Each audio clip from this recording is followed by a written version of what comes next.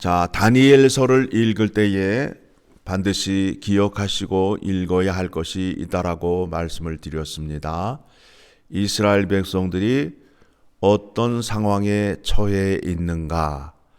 포로로 잡혀갔고 민족이 흩어지게 됨으로 인하여 이제 다른 나라의 속국으로 살아야 되는 형편에 있게 되지요. 그러면 이제 환경이 바뀜으로 인하여 그 나라에 있는 신을 섬길 수밖에 없는 처지에 있습니다. 그리고 또 하나의 생각이 무엇이냐면 이스라엘 나라는 앞으로 어떻게 될 것인가? 나라가 없어지지는 않을까? 예루살렘이 멸망을 했는데 이스라엘 나라는 없어지지 않을까에 대한 생각을 할 수밖에 없는데 다니엘서를 통하여 확인하는 것이 무엇이냐면 이 세상을 주관하시고 택한 백성들을 주관하시는 분이 여호와 하나님이라는 것을 확실하게 보여줌으로 인하여 우리는 여호와 하나님을 믿을 수밖에 없고 의지할 수밖에 없음을 확인할 수 있게 된다라는 겁니다. 자, 오늘 3장의 말씀을 보게 되면 앞장에서 어떤 일이 있었죠? 앞장에서 다니엘과 세 친구의 얘기가 나왔었잖아요. 그 꿈꾸는 자들의 그 생명을 이제 빼앗기게 될 상황에서 다니엘과 세 친구가 하나님께 간절히 기도함으로 인하여 느부갓네살 왕이 무슨 꿈을 꾸었는지 그 꿈을 해석함으로 인하여 이제 다니엘과 세 친구가 생명을 유지하게 되었고 또 다른 사람들도 죽임을 당하지 아니하였습니다. 자, 이 일로 인해서 이제 2장 49절을 보게 되면 자, 같이 있습니다. 2장 49절 시작. 왕이 또 다니엘의 요구대로 사드락과 메삭과 아벳느고를 세워 바벨론 지방의 일을 다스리게 하였고 다니엘은 왕궁에 있었더라. 그러니까 이제 다니엘과 세 친구가 나누어지게 되죠. 갈라지게 되죠. 그렇죠? 예, 다니엘은 어디에 있었다고요? 왕궁에 있었고 세 친구는 바벨론 지방의 일을 하였다.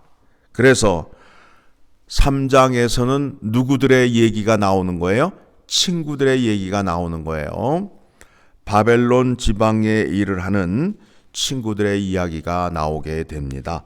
느부갓네살 왕이 신상을 만들었는데 높이가 60규빗, 그러니까 45cm 곱하기 60 하게 되면 어떻게 돼요?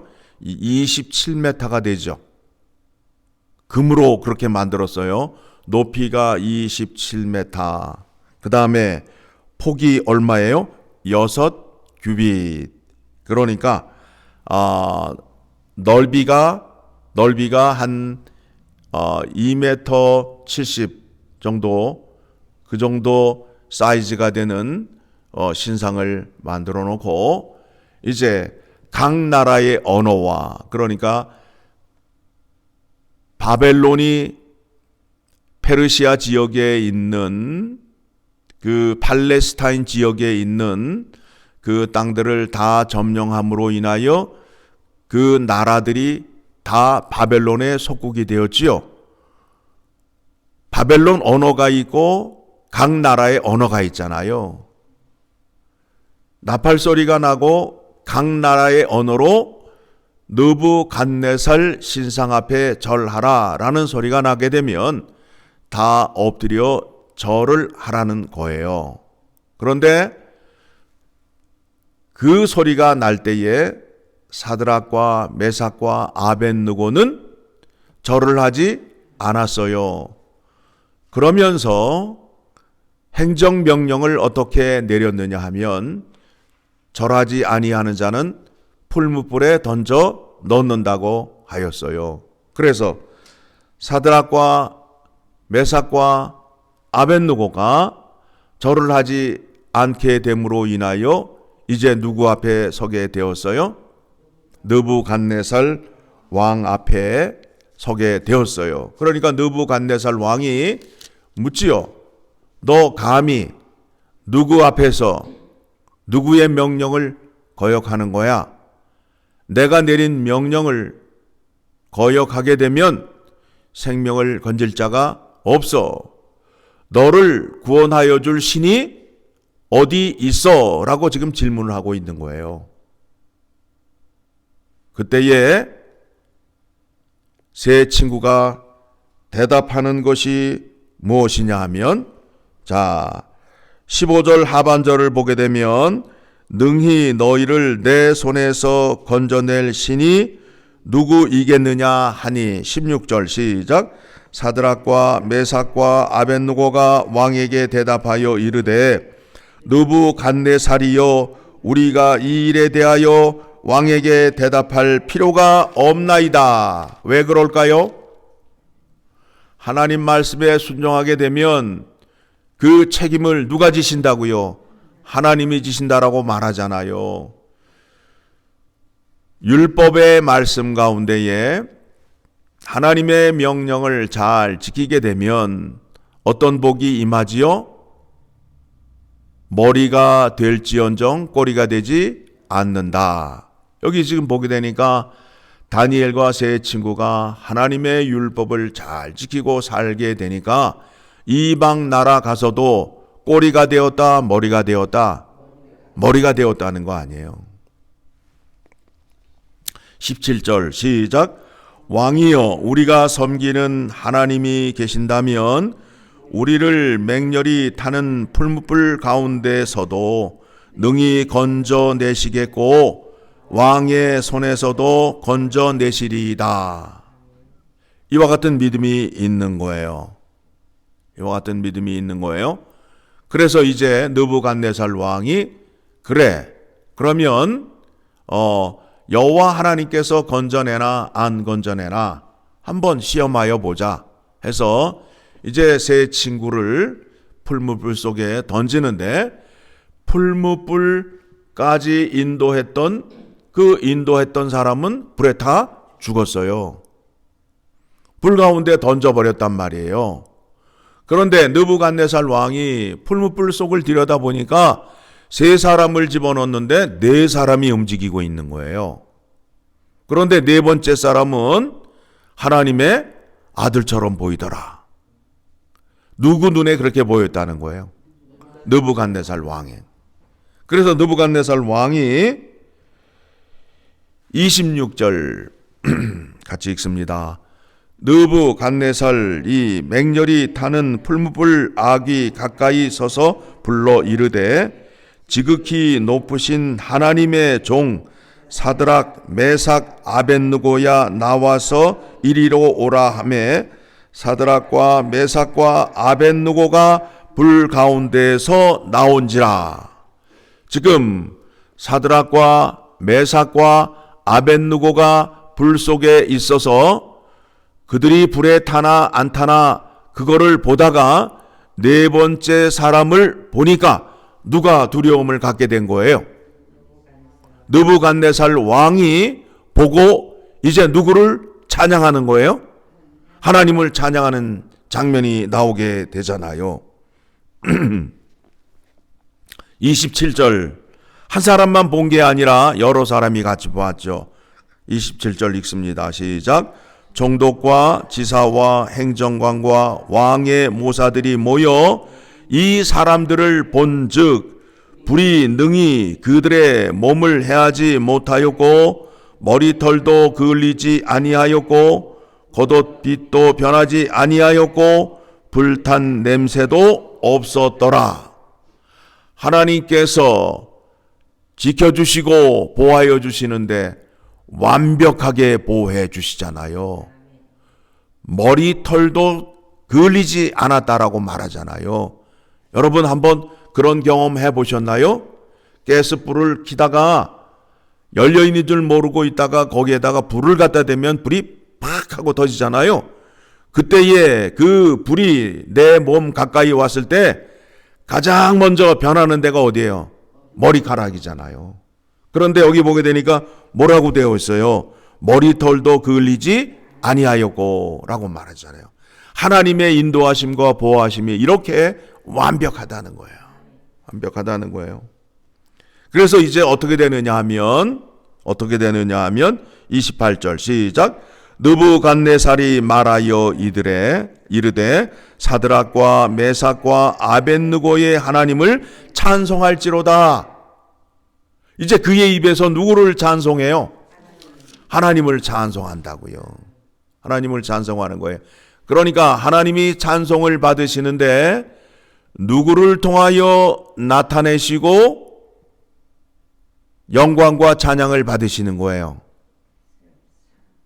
세 친구에게 능력을 나타내시어서 그들을 통하여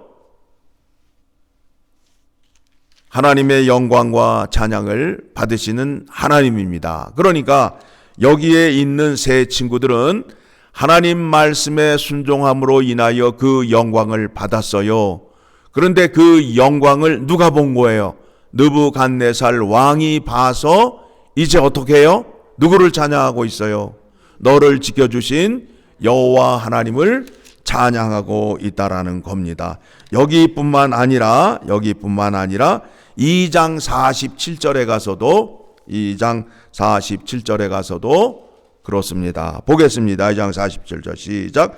왕이 대답하여 다니엘에게 이르되 너희 하나님은 참으로 모든 신들의 신이시오 모든 왕의 주제시로다. 자, 이 말씀을 이제 느부갓네살 왕이 하나님을 찬양함으로 인하여 이제 이스라엘 백성들이 위로를 얻을까요? 안 얻을까요?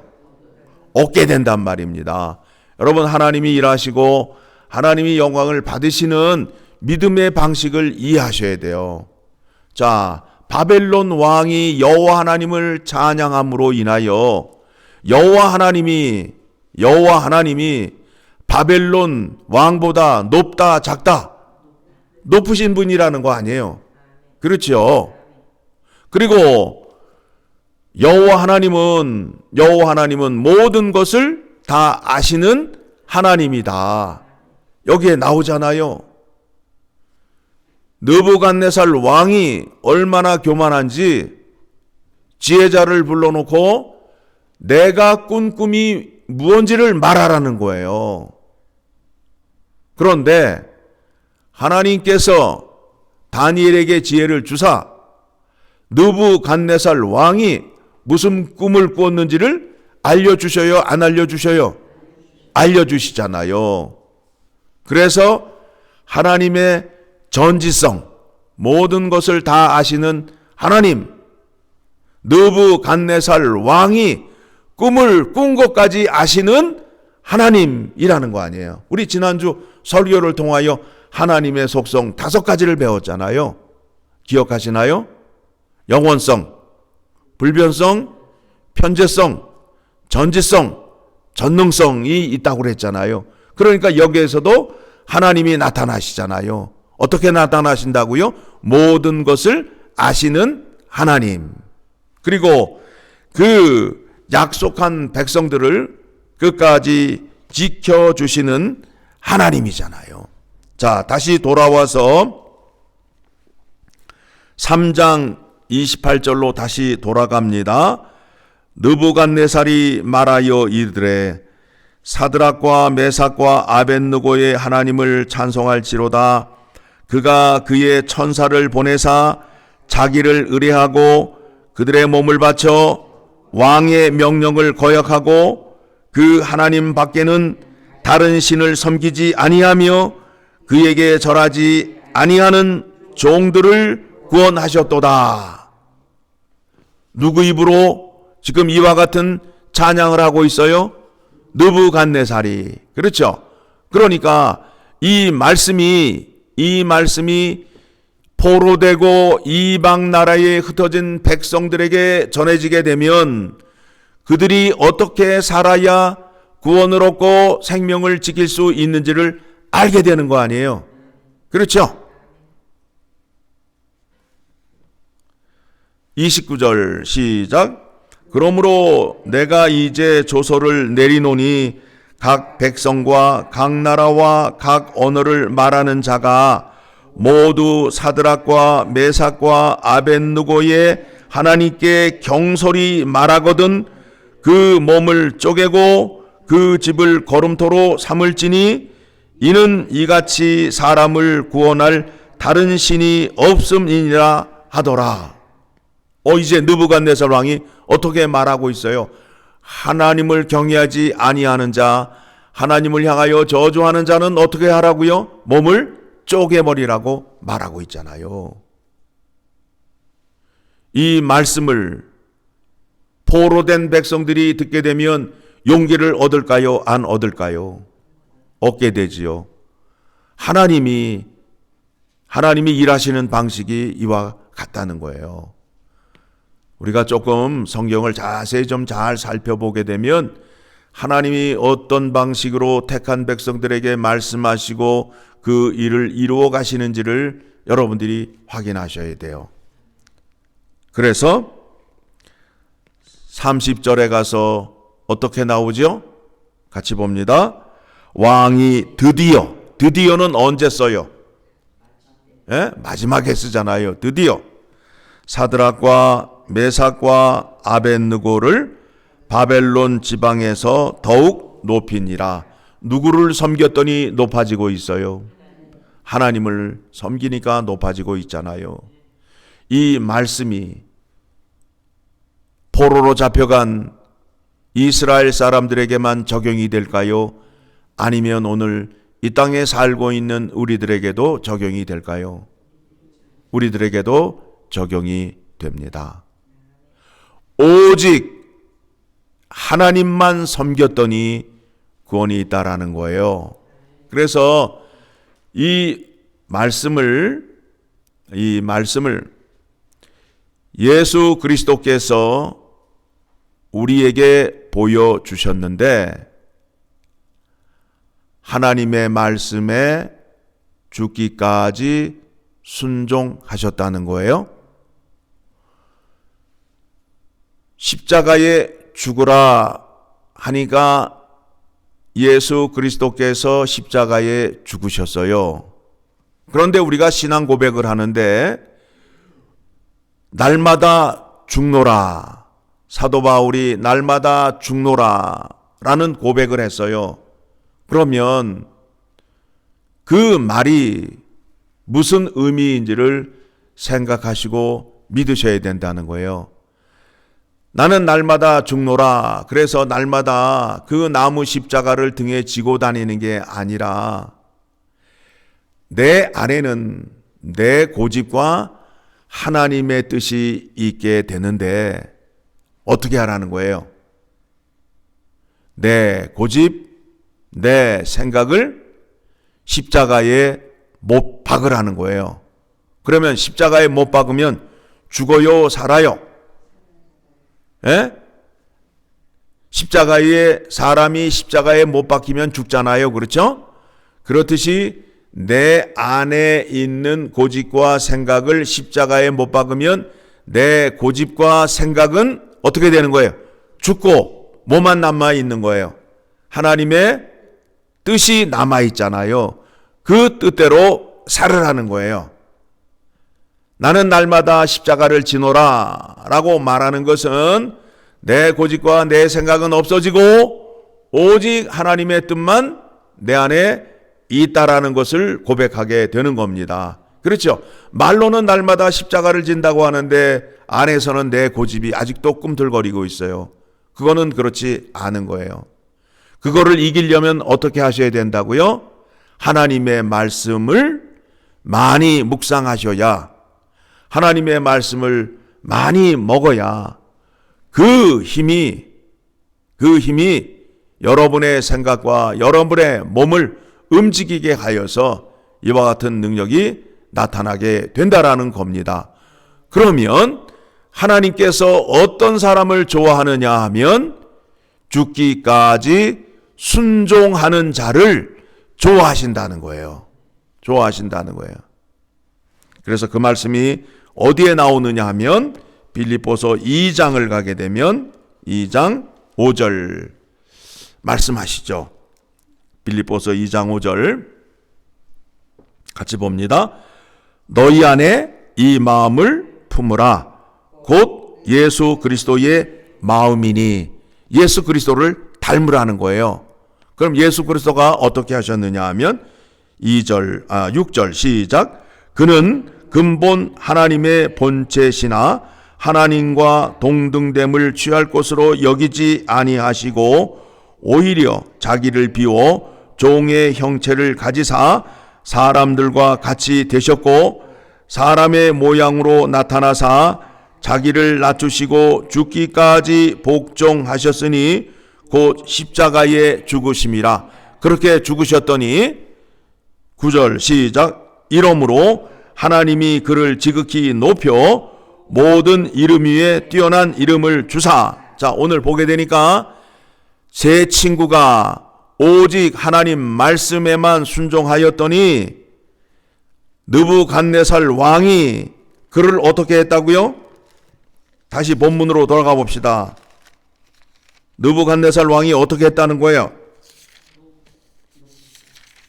3절 30절 3장 30절 같이 읽습니다. 시작. 왕이 드디어 사드락과 메삭과 아벳느고를 바벨론 지방에서 더욱 높이니라.